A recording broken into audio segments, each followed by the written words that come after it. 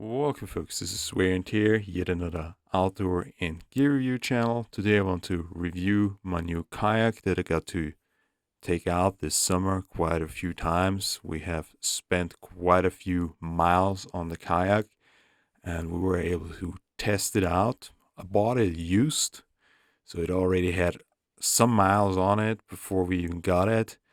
But it's in a very, very good condition, and it is based upon a special technology. It's a drop stitch kayak, so it's the same technology as those stand-up paddle boards use.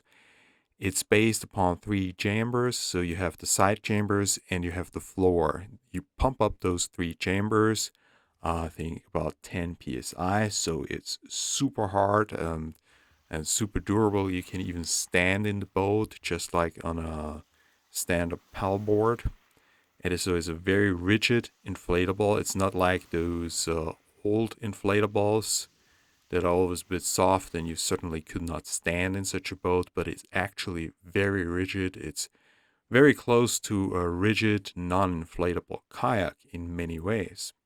So we get to test it out this summer and we put quite a few miles on it. I mean, the longest distance one day that I did it with my wife, was about 15 kilometers in Croatia under conditions where it was partly a little bit windy. There were a few waves. We had to cross a vast bay, open water.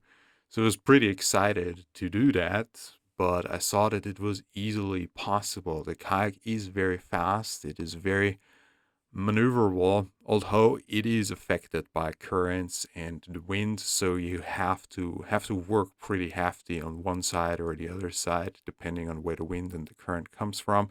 So if you get too close to the shore, too close to rocks, that could be a problem. Now for the kayak, it's RFTEC kayak. Again, it's more not about the specific kayak, but it's about the technology and what it can do. I will give a link in the description though to that specific kayak.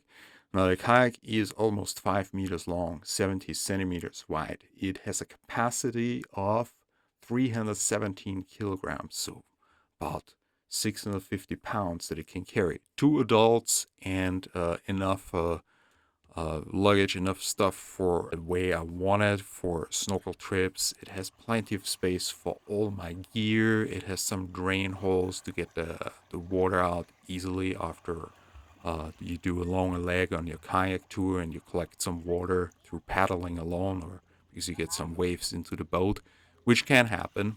Um, so you have those drain holes. It has a very professional it feels very professional and it feels very reliable. So after doing a few shorter kayak tours on lakes in Austria, I really felt confident to take it to Croatia and to go on a longer tour with my wife. And it was just an awesome, awesome day that we had with the kayak. So if you look for an inflatable kayak, look for a full drop stitch kayak. Look at the kayak from RFTEC, the double kayak that they have.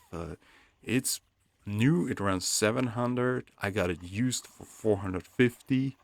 Um, this is an awesome price for such a kayak. It's way better than your standard inflatable, and it doesn't have the disadvantages of a rigid kayak, especially if you go on a if you just have a standard vehicle like a SUV.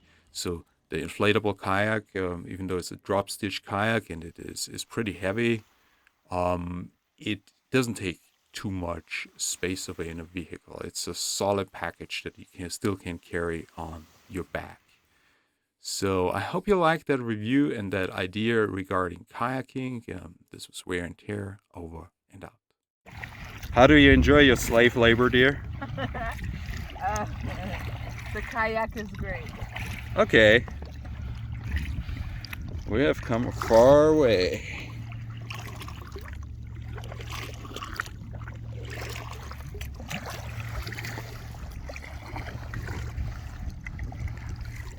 Enjoy our little expedition. It was awesome. A lot of work, but awesome. Yeah, you worked well. It was worth it. Yeah. Kayaking forever. Who will work for food. Did I feed you? Oh, so yummy. Yeah. Croatia rules. Oh yeah. Super.